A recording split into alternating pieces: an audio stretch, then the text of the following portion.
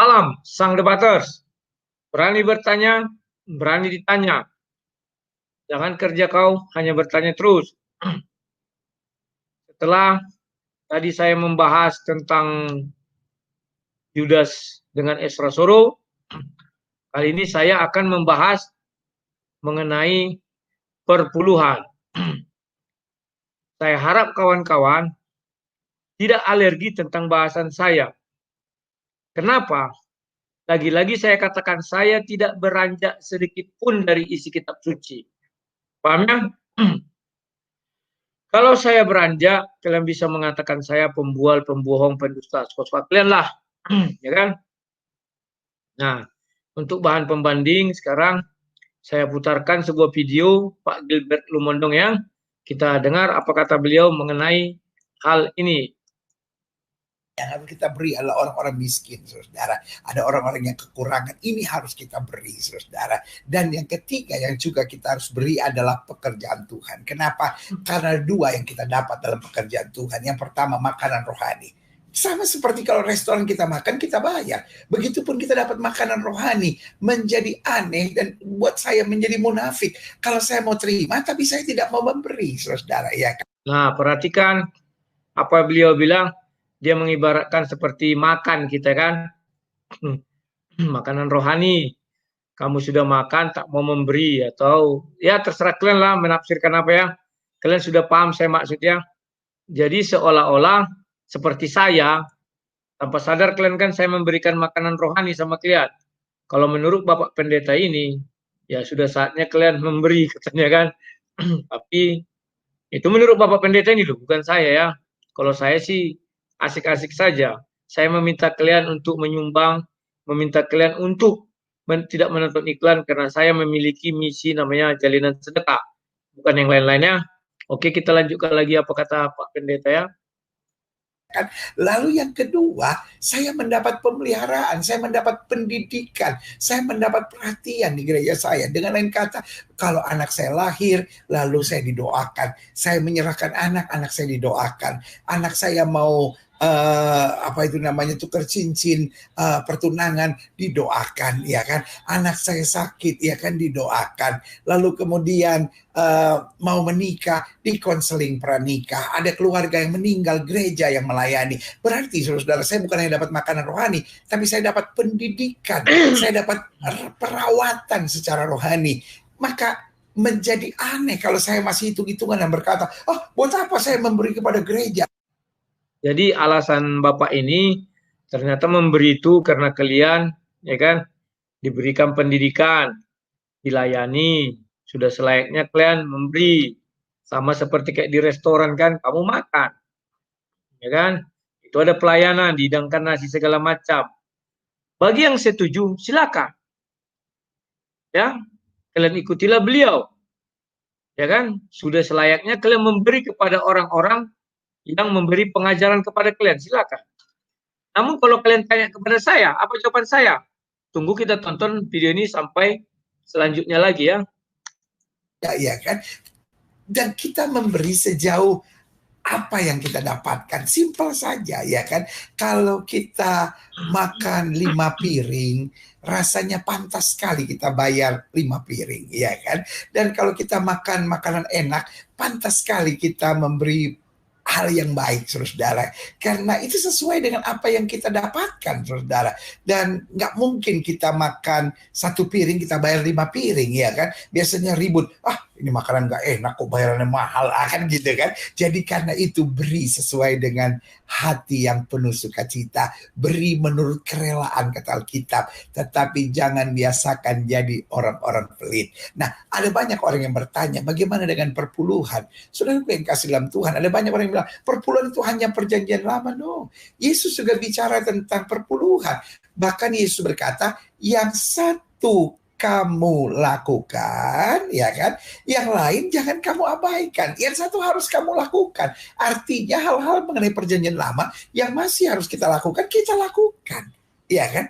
Tetapi yang lain jangan kamu abaikan, tentang kasih, keadilan, kebenaran gitu. Jadi Alkitab bilang hukum harus kita jalankan, tetapi kasih, kebenaran, dan keadilan juga kita jalankan bersama-sama. Jadi lalu sudah tanya sama saya, berarti perpuluhan juga berlaku untuk kita yang di perjanjian baru. Ya, karena Yesus jelaskan, kalau hidup keagamaanmu tidak lebih benar dari orang Farisi, kamu tidak layak. Hanya bedanya, orang Farisi memberi karena takut. Oh, kita harus beri perpuluhan, kalau nggak kita dikutuk.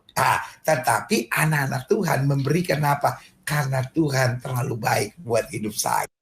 Baru saya dengar bahwa Farisi itu memberi, atau ahli Taurat itu memberi karena takut dikutuk ya, mengenai perpuluhan. Setahu saya perpuluhan itu memang sudah ditetapkan untuk kaum Lewi, dan itu berlaku pada 11-12 suku, 11 suku lah jadinya, 11 suku dari Israel, ya kan? Tidak ada urusannya takut dengan tidak takut. Kalaupun ada di kitab suci mengenai perpuluhan, siapa yang menyimpan perpuluhan atau mengurangi, tidak ada hubungannya sama sejarah daripada perpuluhan itu sendiri. Terkadang senjata-senjata seperti inilah yang dibuat untuk menakut-nakuti jemaat, agar jemaat itu memiliki rasa takut tersendiri apabila tidak memberi perpuluhan, ya kan? Nah, kalau kita berpikir seperti ini, apa yang terjadi? Loh, gereja lain tak memberi perpuluhan, sehat-sehat aja orang itu. Jangan gereja lain. Bahkan orang yang tidak beriman pun tidak memberi perpuluhan, santai-santai saja ya. Oke, tidak ada kutuk mengutuk di situ ya. Kita lihat lagi apa yang dibilang Bapak Pendeta ya. Ya kan. Jadi saudara yang kasih dalam Tuhan, jangan karena pelitnya kita, ya kan, lalu kita menuduh, pendeta-pendeta pakai itu untuk membeli mobil. Saudara yang kasih dalam Tuhan, yang nggak benar selalu akan ada, tetapi itu bukan urusan kita. Urusan kita lakukan bagian firman Tuhan. Borok-borok beli mobil, ada banyak hamba-hamba Tuhan yang masih menjerit walaupun uang perpuluhannya untuk kehidupannya masih kekurangan, saudara, karena mereka melayani dengan sangat berat, dengan tugas yang begitu berat, dengan jumlah jemaat yang begitu sedikit. Nah, ini lagi. Jadi sekarang perpuluhan ini apa sih? Jadi banyak orang salah tafsir mengenai perpuluhan. Dia mengatakan bahwa perpuluhan itu dimakani oleh para pendeta. Apalagi pendeta yang yang jemaatnya sedikit, kata dia yang susah. Nah, sekarang kursi Bapak itu aja coba lihat. Berapa harganya itu? Ketika dia berbicara, apa dia tidak terpikir ya? Bagaimana kalau dia jual itu kursi-kursi, dia jual itu jam tangan, dia jual itu cermin, terus disumbangkannya kepada Bapak yang dia bilang tadi. Karena kata Yesus apa? Kalau kamu ikut aku, jual semua hartamu. Ini ucapan ini untuk siapa? Gembala itu tidak pernah melebihi tuannya, kekayaannya. Gembala tidak pernah memiliki lahan pengembalaan sendiri, itu yang diajarkan Yesus. Gembala itu memiliki tuan tanah. Maka dia dapat gaji daripada pelayanannya dari si tuan tanah. Kalau yang sekarang terjadi adalah gembala itu tuan tanah itu sendiri. Maka mereka bisa berbuat sesuka hati mereka. Maka mereka bisa, seperti Bapak itu bilang tadi, pendeta makan perpuluhan. Saya sedih mendengarnya itu. Padahal kalau persembahan dibilang kenapa? Kalau mau membantu pendeta silakan bantu, saya nggak melarang. Berilah sebanyak-banyaknya kepada pendeta, tapi ingat, judulnya persembahan. Loh, kenapa saya keberatan kalau dibilang perpuluhan? Bukan saya yang keberatan, tetapi Rasul Paulus. Di Ibrani 7, nah ini saya bilang sama kalian, boleh kalian buktikan ucapan saya ini. Semua pendeta yang bicara tentang perpuluhan, atau semua orang yang membahas perpuluhan dan pro kepada perpuluhan, tidak akan pernah membuka Ibrani 7 ayat 5 sampai 6. Ya. Mereka tidak paham dalam konteks apa perpuluhan itu, ya kan? Nanti video berikutnya saya akan mengambil kutipan Philip Mantova, ya kan? Orang ini tidak paham, selalu memaksakan bahwa perpuluhan itu masih berlaku. Dipakailah hukum yang tadi kan, jangan satu kamu kerjakan, yang satu tidak kamu kerjakan. Loh, ahli Taurat dan Farisi mereka orang Yahudi. Wajar Yesus mengatakan demikianlah. Sekarang orang Bapak ini orang apa? Indonesia. Apa urusannya Indonesia sama Yahudi? Nah, kenapa kalian bisa mengambil hak perpuluhan Lewi?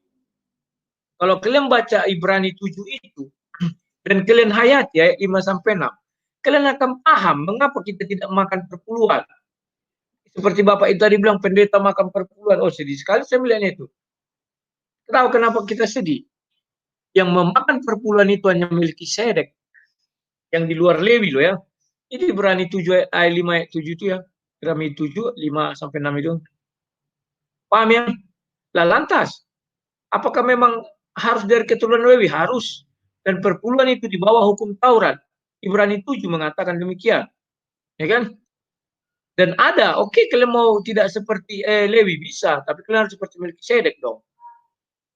Yang imam apa raja damai, raja soleh ya. Apa kalian sanggup seperti itu? Nah, yang sanggup seperti Melkisedek cuma satu, itulah Yesus. Berarti kalian Yesus, Pak Gilbert ini mau menyetarakan dengan siapa? Lewi bukan. Satu-satunya cara dia menyetarakan diri dengan Melkisedek. Orang di luar Lewi yang makan perpuluhan. Ya kan? Ini ajaran-ajaran apa? Saya nggak tahu ya.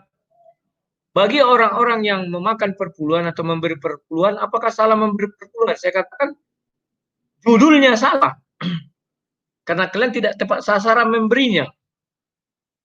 Ya kan? Tapi apakah salah memberi? Tidak. Berilah. Jangan buat perpuluhan judulnya yang diumumkan itu ya. Bilang aja persembahan, selesai. Ya. Nah, dan saya harap orang-orang yang suka perpuluhan dan cinta perpuluhan jangan benci saya karena ini. Yang saya bilang ini adalah kebenaran. Dan kalau kalian masih keberatan silakan. Saya berkali-kali mengatakan, hubungi saya, Skype saya Sang Debater, ya kan? Lihat ini. Saya menggunakan Galatia 4 ayat 16 itu. Apakah dengan mengatakan kebenaran kepadamu, aku telah menjadi musuhmu? Ini ucapan tingkat tinggi loh.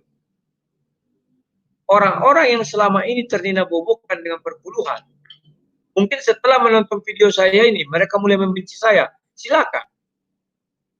Terus saya peduli. Loh, tidak dong. Karena saya akan tetap memberitakan kebenaran firman Tuhan. Yesus itu bukan orang, apa namanya itu? Bukan orang ateis atau orang agama lain membenci dia. Tidak. Tetapi dari kalangan Yahudi itu sendiri. Karena Yesus memberitakan kebenaran. Terus apakah Yesus mengikuti Yahudi? Tidak. Sia-sia Yesus kalau mengikuti Yahudi. Loh, Yesus apakah mengkritik Yahudi? Ya. Sepanjang perjalanan Yesus dianggap mengkritik apa kelakuan orang-orang Farisi dan ahli Taurat. Paham kalian ya kawan-kawannya? Apakah saya mengkritik Gilbert? Terserah, mau kalian bilang iya, boleh juga. Kalau kalian bilang saya, tapi lebih tepatnya adalah memberitakan kebenaran. Namun dia misalnya tersinggung, ya silakan aja. Bagaimana dia duduk di atas kursi yang mahal sekali itu? Saya yakin itu mahal.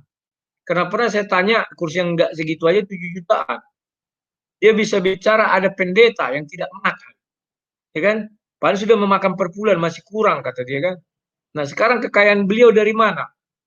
Beliau bukan tidak kaya, kaya lu. Ya kan? Dari tempat duduknya dan segala macamnya itu aja udah mahal ya. Tapi kita pun tidak bisa sozon. Bisa jadi dia duduk memang di tempat apa namanya itu, misalnya ada di mall, dilihatnya kursi bagus duduk, kan buat video bisa kan, tidak masalah ya. Tapi saya pernah lihat dia di rumahnya juga kursinya mahal-mahal. Dari mana uang itu? Apakah Bapak ini pengusaha? Silakan. Kalau kamu pengusaha, Yesus bilang apa? Jual semua hartamu, ikut dengan aku. Maka seluruh gembala itu tidak ada hidup mewah. Yesus tidak pernah hidup mewah, dia diajarkan. Rasul-rasul tidak pernah hidup mewah, mereka mengembalakan. Itulah sebabnya Yesus mengatakan jual seluruh hartamu. Ya kan? Tetapi ada yang mampu, tidak. Ku jual ini, aku menderita, enak kali kau Yesus katanya. Kau kan kujadikan sebagai tameng aja nih. Akal-akalanku aja kan. Yang penting aku hidup di dunia ini senang. Dan orang melihat aku adalah orang baik dan sudah dipastikan masuk ke surga. Kan demikian. Padahal dia tidak tahu dia mengambil kemuliaan Melkisedek, mencuri hak Melkisedek, mencuri hak Yesus sejajar dengan Yesus. Ya kawan-kawan ya? Oke. Saya cukupkan sampai sekian. Terserah kalian menilai saya apa. Ingatlah Galatia 4 ayat 16. Sekian dan terima kasih. Salam Sang Debaters.